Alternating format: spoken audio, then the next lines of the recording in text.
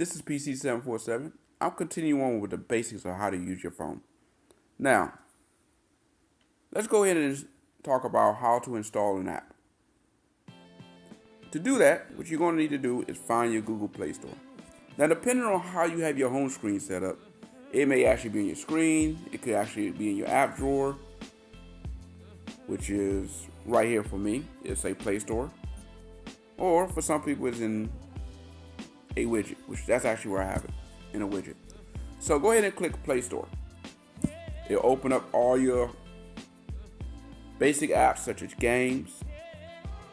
You have access to books, movies, television shows, music, and newspapers. So let's go ahead and install the game. Now, if you find a game you want to install, go ahead and click on it. And it'll bring up the basic information about the game, where you can read up if anybody have had any issues with the game, the reviews, and so on. Now, I highly recommend you look at the ratings. If the rating is below 3.5, I normally would not install the app. As well as I'll look at how many people have installed it. You should see at least 2,000 to 3,000 people who've installed that app. Because if anything lower than that, especially if it's around like 100, 200 people who've installed that app, then you could be dealing with an app with a lot of issues. So now this particular app right here, it has a 4.3 rating and almost 7,000 people have used it. Now, the other thing I like to do is go ahead and look at the reviews. And right here I see people saying they love the game, as well as whatever. Now, if anybody is having any problems, a lot of times you'll see that in your reviews. And for me, again, I'll go ahead and go to all reviews. And I like to go ahead and switch it to the most recent reviews. The newest first. And this will pretty much tell me if there's something going on people's phone as of late. Because a lot of times when you go to the reviews, it just shows the best reviews.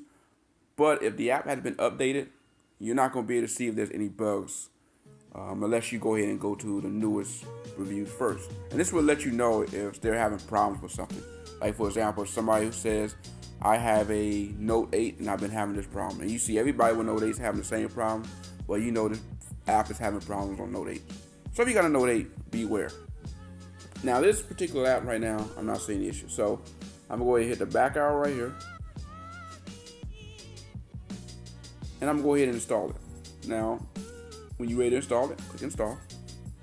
Now for this one right here, this is actually when you see downloading a large app, that means it's going to use it takes a lot of data to download it. And if you're not really wanting to utilize that much data for the app, you can always go ahead and cancel and find you another app, which I'm going to go ahead and do that for now. So let's go ahead and choose another app. I'm going to go ahead and go with Candy Crush, because I don't think that's a big app. Let's go ahead and install that real quick. Now, before we go ahead and install, I want to talk about in-app purchases. Now, what in-app purchases mean, that means this app is free, but the developer is going to find ways to make money off of things inside the app. And we will go over that once we open the app. So let's go ahead and install this. And it's going to take a little bit to install.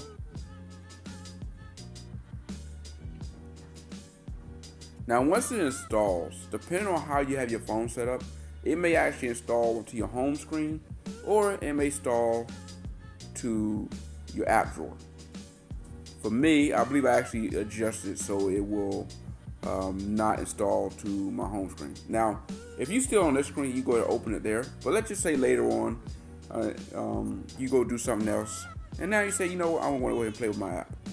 Now for me, again, as you see, it didn't auto install on my home screen because I adjusted that. And by the way, if you want to change that, all you got to do is tap, that's called long press, by the way. When you touch and hold the screen for a long period of time, that's called a long press.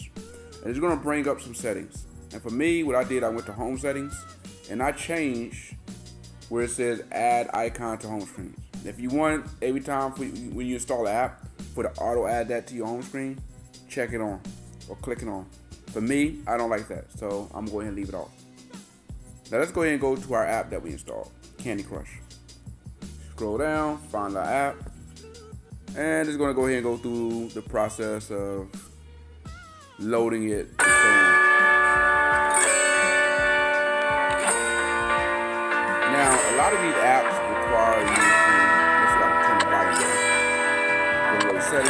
like for example, you install this app, it's like, oh, it's noisy, I want to turn it down. We're going to go here. All right, good. I went ahead and turned the music down. So you can either log in with Facebook if you got Facebook added, or you can go ahead and just play the game. For now, let's go ahead and just play the game. So go ahead and click play, and it'll give you a tutorial on how to play. So, boom.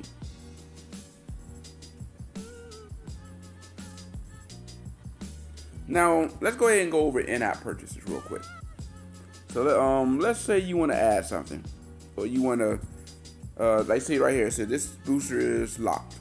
So there are some developers who allow you to play their games, but if you want to play it for a certain period of time, or if you want to add features, you can do that by adding something, and that's what it's called an in-app purchase. Anyway, now let's say you're tired of playing that game. We can go ahead and uninstall it, which that's what I'm about to do. You just click and hold it. You scroll up to uninstall. And that's how you uninstall that. This is PC747. Out.